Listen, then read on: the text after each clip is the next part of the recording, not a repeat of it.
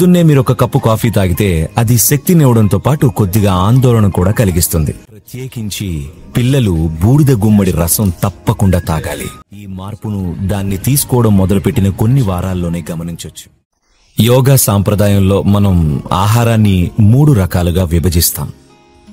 Positive ప్రాణిక ఆహారం, negative ప్రాణిక ఆహారం, ఇంకా జీరో ప్రాణిక ఆహారం. పాజిటివ్ ప్రాణిక అంటే దాన్ని తీసుకున్నప్పుడు మీ వ్యవస్థకు అది కొంత ప్రాణశక్తిని అందిస్తుంది.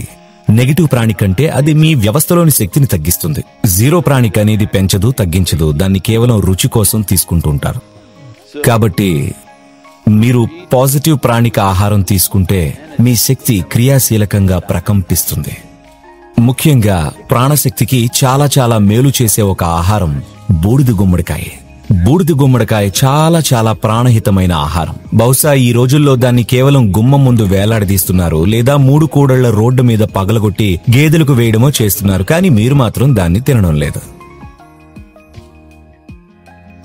లేదు. దీన్ని మీరు తినాలి.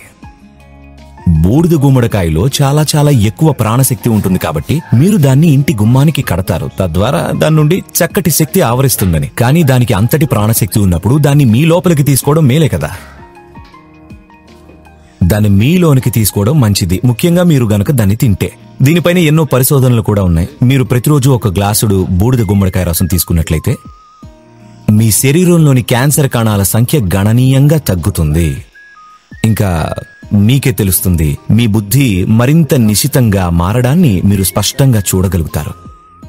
ప్రత్యేకించి పిల్లలు బూడిద గుమ్మడి రసం తప్పకుండా తాగాలి. ప్రతిరోజు బూడిద గుమ్మడి రసం తీసుకున్నప్పుడు మీ బుద్ధి మరింత స్పష్టంగా ఇంకా చురుకుగా అవడం అనేది మీకు ఖచ్చితంగా తెలుస్తుంది. ఈ మార్పును దాన్ని తీసుకోవడం మొదలుపెట్టిన కొన్ని వారాల్లోనే గమనించొచ్చు. మీకు తెలుసు, పొద్దున్నే మీరు ఒక కప్పు కాఫీ తాగితే అది శక్తినివ్వడంతో పాటు కొద్దిగా ఆందోళన కూడా కలిగిస్తుంది.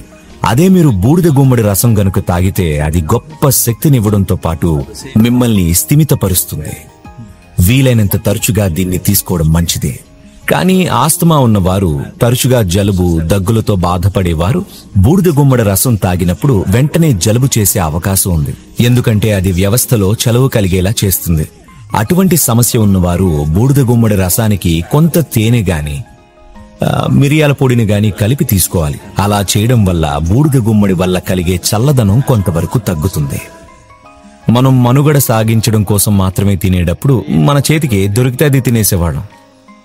కానీ ఇప్పుడు మనకి చాలా ఎంపికలున్నాయి. శరీరానికి ఏది మేలు చేస్తుందో దాన్ని ఎంచుకోవాలి. మనం గనుక ఇలా ఎంపిక చేసుకోకపోతే మనం ఏదోలా బ్రతికి వెళ్లిపోతాం.